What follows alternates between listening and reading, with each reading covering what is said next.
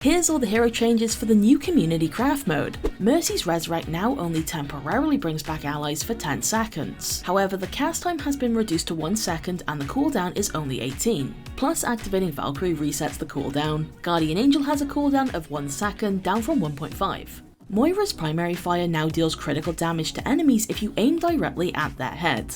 Zenyatta's Transcendence now grants him full flight, also his kick no longer knocks back enemies, but he can knock himself by hitting the environment. Kiriko's Swift Step no longer requires an ally to work. Using it this way will do a directional teleport and have a 50% reduced cooldown. Lucio's primary fire damage has been increased from 18 to 22 per projectile. Also, his ultimate now provides extra overhealth based on his fall time, so if you fall for 1 second or more, you'll get a 100% bonus. Lifeweaver's primary fire damage has been increased from 6 to 7 per projectile. Plus, weapon swap speed has been increased by 100%. The cooldown of Life Grip has been reduced from 19 to 15 seconds, and Petal Platform now has 2 charges. Also, the jump height boost has been increased by 50%. Illari's Pylon now has 2 charges, but the healing has been reduced from 30 to 20 per shot. Brigitte's Shield Bash now gives her 30% movement speed for 2 seconds after it ends. Also, if you are being hit by Inspire, you will now have an icon of your Brig on your hut. Baptiste's Exo Boots have increased movement speed while in the air. Anna now has Exo Boots as well, plus her reload speed has been reduced from 1.5 seconds to 0.75. Diva's Defense Matrix now reduces beam damage by 30%. Also, the cooldown of Micro Missiles will get a reduction based on how much damage you eat. Plus, her boosters can now strafe in multiple directions like this.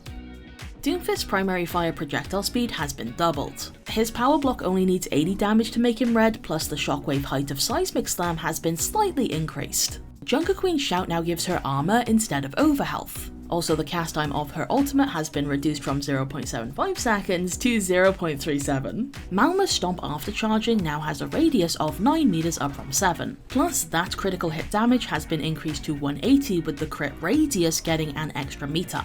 Orisa's Hold from Overwatch 1 makes a return. By pressing your reload key, you can fire out a small graviton charge, then detonate it to pull enemies in. There are some nerfs though, where your throwable javelin has an 8-second cooldown up from 6 and your spin has 12 seconds up from 8. Ramattra's shooty primary fire projectile size has been increased by 25%. Also, the height of Vortex has been increased by 100%. Reinhardt's shield now gives him bonus movement speed based on how much health is missing, up to a maximum of 50%. Fire strikes will make Reinhardt move 30% faster after they hit, plus he gets 50% damage reduction while charging. Roadhog's hook now pulls him towards the hook rather than the enemy, and yes, this can be used with terrain. His damage reduction while healing has been increased to 50%, and nearby allies also get a 10% reduction. Also, Roadhog's ultimate now pulls nearby enemies in when activated. Sigma's shield now regenerates health 25% faster. His grasp can be cancelled by pressing the button again, however eating damage no longer gives overhealth and instead reduces the cooldown of his rock. Also, his ultimate can no longer be interrupted by things like hack or stuns. Winston's secondary fire can be charged up for an extra 2 seconds and 150 damage.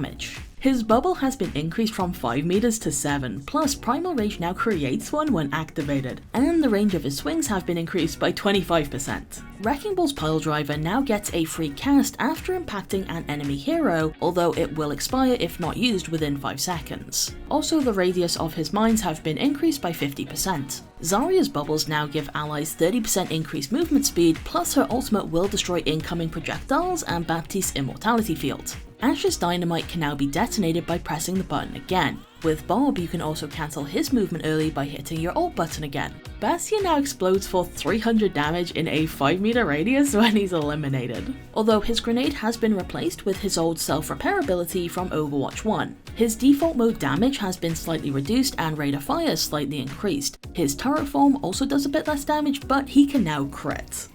Cassidy's roll now launches you in whatever direction you're facing. It also cleanses negative effects, gives 50 health, and goes 50% further. Reaper's Wraith form now acts like Moira's Fade, which makes him harder to track. It is now actually usable during your ultimate, and it also damages enemies you pass through for 50. Also, his lifesteal passive can now give him up to 50 additional overhealth. Sojourn's primary fire projectile speed has been doubled, but damage is decreased from 9 to 6. Her power slide will only launch you in the direction you're facing, but is now more consistent at moving vertically. Soldier 76 now sprints 30% faster while his biotic field can be thrown where you're aiming. When ulting, movement speed is increased by 20% and ammo becomes unlimited. Sombra's kind of a weird one, right? So Translocator now travels much faster, and for stealth there's no longer a visual effect for your radius ring, because detection has been increased from 4 meters to 20. Also, player outline is now hidden while in stealth, and bonus movement speed is now 100%. Tracer's health has been reduced all the way down to 150. However, her weapons now have less spread, Pulse Bomb is thrown a lot faster, Blink's cooldown is slightly shortened, and Recall's cooldown is now 10 seconds down from 13. Widowmaker's Mine is now thrown out twice as fast. As for her weapon, scope shots now deal damage over 1 second, while critical hits do it over 0.5 seconds, which gives you some sort of time to react. Echo's ultimate can now target allies as well, although the amount of ult charge she gains while duplicated has been reduced from 450% to 350. Genji's Dragon Blade now heals him for 20% of damage done, meaning it scales with damage boosts. Also, the initial cast time has been reduced by half, but swing speed has been slowed down from 0.75 seconds to 0.9.